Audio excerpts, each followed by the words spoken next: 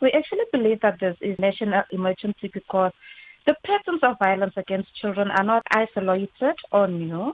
They are part of a long-standing breakdown in the way we protect the most vulnerable children. Over the years, we have seen repeated cases of child abduction or children going missing, child rape, murder, and abuse. But there has been very little sustained structural change in these cases. Prevention has always sidelined, and our reactions have mostly been short-lived. Like, let's say, our rage outbursts are very short-lived without lasting reforms, lasting patterns that actually call for action. So the truth is that if we had stronger community-driven child protection systems in place earlier, and if justice was actually consistent and swift and visible in this case, if we as society's attitudes towards violence were actually really meaningfully challenging, and these tragedies that has been happening over the years, we would not have been seeing the crisis that we see today, because this crisis is as a result of the neglecting actually the warning signs that have long coming and happening over the years. So, Leana, in your view, where exactly are our protection systems failing when it comes to the safeguarding of our children? We have our protection systems actually have been failing us at several points. And firstly, I would like to look at the gaps between laws on paper and actually the laws being enforced on the ground. The Child Care and Protection Act, the CCPA, gives us a strong framework, but implementation of it is very inconsistent. And then we also have to look at the coordination between law enforcement, the social services, and the communities. It is weak. There are gaps in between there on how the coordination is actually being implemented. Cases fall through the cracks because they are not efficient federal systems that look into following up the cases, how the cases are tracked, and therefore cases take years to even get from point A to point B because of these gaps in between. And then we also have to look at the limited access of accessible and affordable psychosocial services, which leaves then both victims and the communities and the survivors without the proper healing support like the psychosocial support services. And also, we also can't ignore societal attitudes. We have normalized violence. And with the normalization of violence, there's a lot of silence around abuse, and also the reluctance then to hold perpetrators accountable within the communities and as individuals. So this breakdown then also needs urgent systemic rebuilding that holds everyone accountable when it comes to the Child Care and Protection Act, or protecting the most vulnerable, which are the children. Well, what immediate actions then would you like to see from the government in response to these horrific crimes that are taking place? Priority resourcing, I would say firstly we have to prioritize resourcing of child protection units. And what I mean by this is around staffing, and not just staffing people that work directly with the child protection services, but they need adequate training.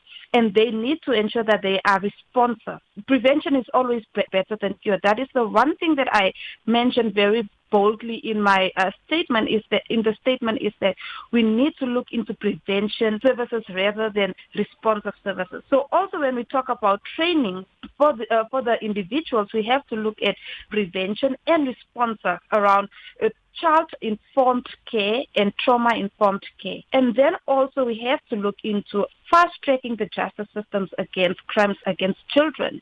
We have to include things like specialized prevention units and courts that deal directly with the children. And these individuals need to be very specialized into handling child cases. And then also the national protection campaigns. And when we talk about this, the campaigns should not just be about raising awareness when these cases come up. It should be campaigns that are active throughout the years, all the time, that actively mobilizes communities into actions like patrols, reporting mechanisms, child community safety securities that are in place within communities. We have to also then, as governments, as organizations like our CSOs, and as communities, we have to strengthen our partnerships that can try and fill up the gaps because we as the grassroots organizations, we are already working in vulnerable communities, so that interventions like this are more reliable, accessible, and fast. So you mentioned collaboration between the state as well as the civil society.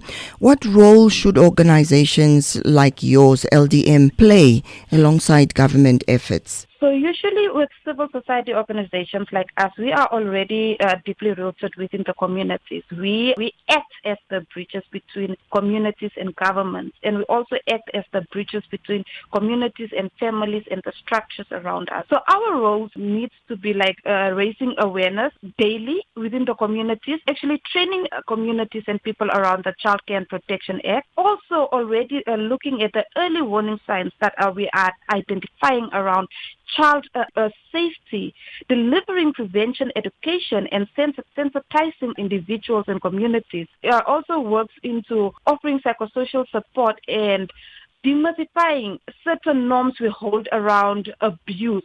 Okay, advocating for policy and change, because we actually do face the realities on the ground.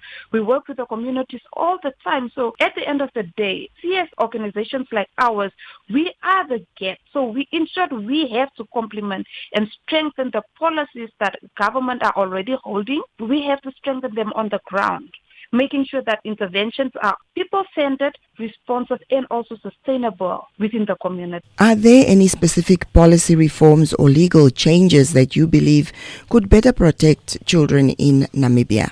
Yeah, I think we should always be open for change. So I would say enforcement, stronger enforcement clauses in the Child Care and Protection Act to hold institutions accountable when we fail. And when I talk about institutions, the institutions I actually mean include us as grassroots community organizations also. And then also the CCPA, the Child Care and Protection Act, speaks on mandatory reporting laws. However, is everyone actually really informed and our people actually held accountable with real consequences for failures to report suspected cases of child abuse or child-related cases? Are we all informed around this? Are we held accountable? Do we look into, communities, this is our roles, child safety? Also, community protection bylaws that empower local community members, local leaders, and groups to actually take structured action in safeguarding children. Also, have to look at policy without enforcement will really not save lives. So we need reforms that demand action and not just recommend it. It should not just be on paper. It should be something that we are walking and talking daily. So this will actually help us enhance the protection services for our children. And also, when we talk about witnessing child abuse cases, we as our communities, as bystanders, how are we then also going to reduce secondary trauma when it comes to dealing with these cases? So there are all those policies and ways we could look into it when it comes to safeguarding the children within Namibia. Does LDM have any upcoming campaigns or projects or community initiatives that are aimed at tackling child abuse and violence? Yes. Currently, we are looking into mobilizing community members into looking at the child protection plan that will roll out from mid-year, June, July. We are planning on starting to roll it out just to look into having workshops and trainings within communities, parents, youth leaders around the Child Care and Protection Act and how that works and how we as community members should be creating safe spaces for children. So with this, we are also looking at safe spaces programs for children that can establish friendly areas monitored by our community members, our youth leaders, already the leaders that are already part of the communities, and also just everyone within the communities to take up accountability and these roles to play their part. So finally, Leana, Yes. what message would you like to leave with Namibians that are listening to you today, especially parents, caregivers, leaders, and perhaps even the children themselves? My message would go like every child is actually all of our responsibility. The child is not just the responsibility of the parent. This is not just a government problem. This is not just a policy problem or a law problem. This is a national duty when it comes to child safety. This is for every person, whether you are a parent, a neighbor, a teacher, a friend, a leader, or just a community member. This is actually our responsibility to ensure that every child is safe, protected, and cared for. We must stop turning a blind eye to these cases. We must speak up, we must intervene, we must protect and advocate without fear or hesitation. Our children actually deserve a Namibia where they can grow up without fear, and it starts with our actions, with us taking action, speaking up for it, advocating for it every day, and making sure that we are creating safe spaces for children to grow up in healthy environments. So at the end of the day, we as a community, we as a nation, we need to do more.